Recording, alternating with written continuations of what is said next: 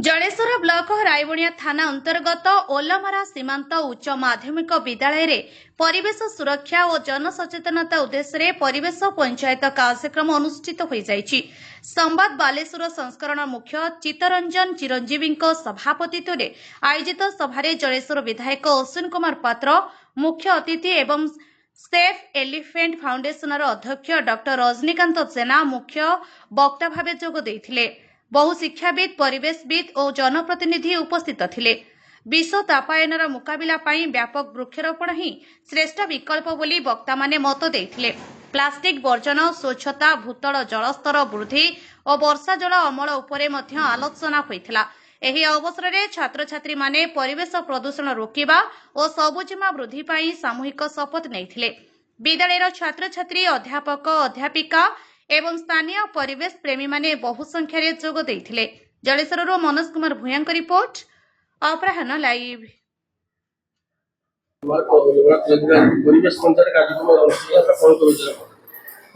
परिवेश पंचायत गोटे विराट जिनस ये तमाम ओडिशा रे संवाद तरफ एभली कार्यक्रम निया जाउची एवं एटा आम पई ह्यूमन सोसाइटी मानव समाज पई एकांत आवश्यक अछि। तेणु या परिवेश संतुलित हेले आमर सबकि नष्टभ्रष्ट हो इकोलोजिकल बैलेंस जो कथा शब्दटी मो वक्तव्य रखुली प्राकृतिक भारसाम्य जब ठीक भाव में न रखा जाए ताले विपत्ति को आम निजे टाणी आणुचे विपत्ति को निमंत्रण करके आम आणुचे।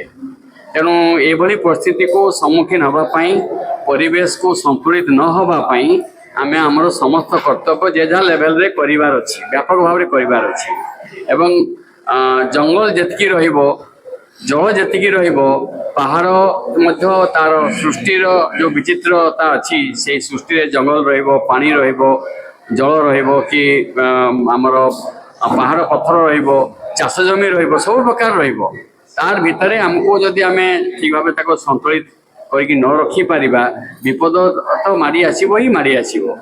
तेणु ए अवसर रे तथापि उद्यम जो चली से उद्यम जारी रहू आव्हान आह्वान करिछि संवाद कर्तृपक्ष को ये खाली गोटे वर्ष रे थरे कले हेबो नहीं एमिति आहुरी आवश्यकता अछि ए बड़ी सचेतनता सृष्टि करबा पाई।